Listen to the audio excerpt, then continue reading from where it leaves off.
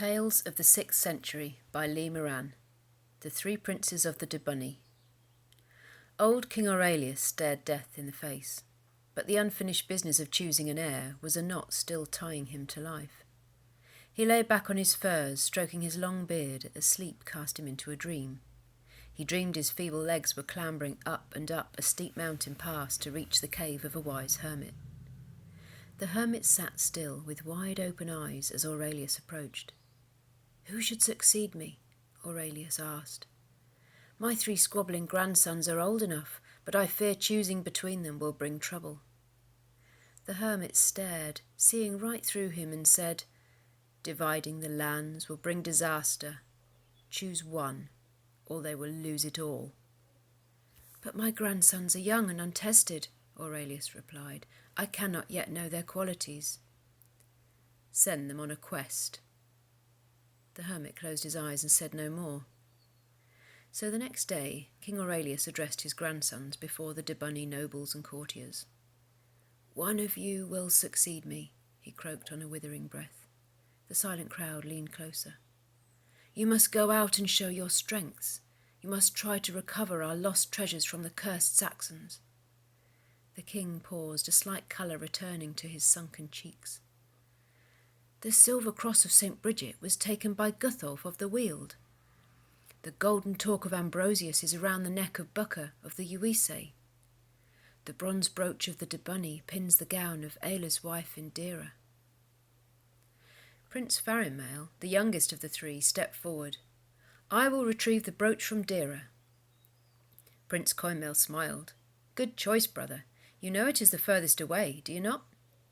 "Yes, brother, and still I will fetch it and return before either of you."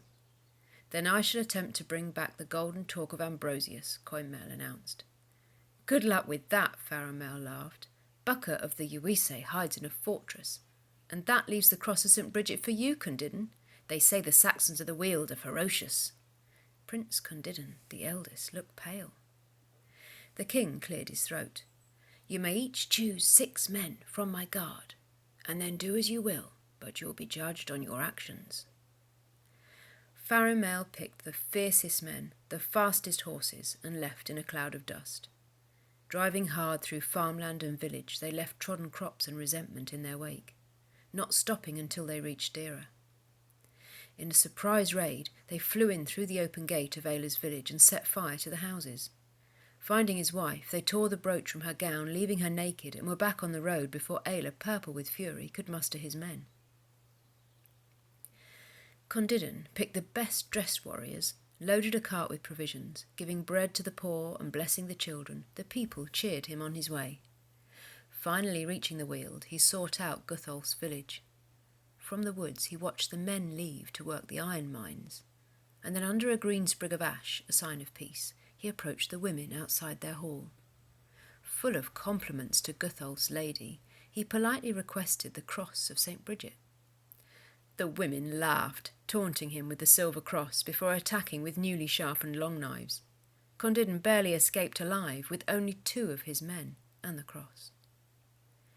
Coinmail sent each of his 6 men to find 6 more, youngsters with eager hearts and skills to fight. Training them in the discipline of sword and shield, he polished their prowess and sharpened their blades. Singing songs as they marched, more joined them, and by the time they reached Bucca's fortress, their number had swelled to 100. Leaving the men camped in the woods, Coinmail disguised as a beggar and entered the fort to spy. He left by a side door, mangling the lock and weakening the hinges.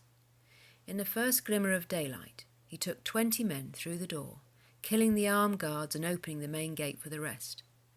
Bucca woke to find Coinmail's sword at his neck, the torque in his hand. With Bucca dead, the small army held the fort, while Coinmail returned home with 6 men.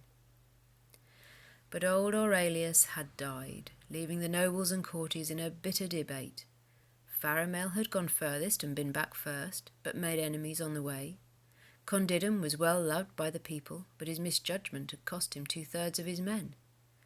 Coinmail had created an army, taken a fortress, and killed a fierce foe, but had taken so long. In the end, it was agreed to divide the land.